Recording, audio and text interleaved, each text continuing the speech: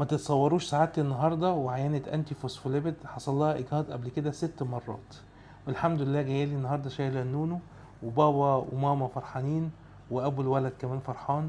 فحبيت اكلمكم النهارده ازاي ممكن نزود من فرص نجاح الحمل في مرضى الانتي فوسفوليبيد، بالذات اللي له علاقه بالاجهاض المتكرر.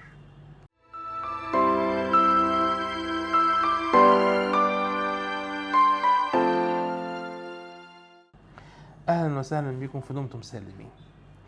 انتي فوسفوليبيد يؤدي الى اجهاض متكرر نتيجه وجود اجسام مضاده تؤدي لزوجة الدم، تعمل جلطات في المشيمه فما يكتملش الحمل.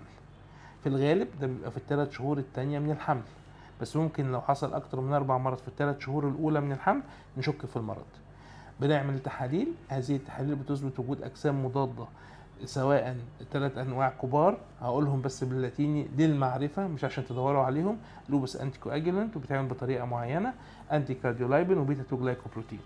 لو طلعوا منهم واحد ايجابي يبقى على طول بنشخص متلازمه الانتي فوسفوليبيد. نعالج ازاي؟ مش بادويه مناعه خالص، الا لو ده جاي مع مرض تاني. يعني ايه مرض تاني؟ ممكن يجي مع ذئبه، يجي مع مرض مناعي مختلط، ممكن يجي مع روماتويد، ممكن يجي مع حاجات تانية كتير قوي. فلازم الاول خالص نروح لدكتور روماتيزم عشان يقول لنا اذا كان في حاجه في المناعه ادت لاجهاض متكرر وعندنا انتي فوسفوليبيد ولا لا. طب بتعالجوه ازاي؟ بالسيوله، ادويه سيوله، حقن سيوله تحت الجلد، وجرعتها بنحددها على حسب حصل كام سقطه قبل كده، وحسب وزن المريض، وحسب حاله المريض، وحسب نوع الاجسام المضاده اللي طالع ايجابي. فالموضوع مش سهل على ان انا اقول حقنه واحده بتركيز واحد. 2 اسبرين اطفال. 3 ممكن في بعض الأحيان نستخدم أدوية مساعدة علشان نقلل شوية من لزوجة الدم.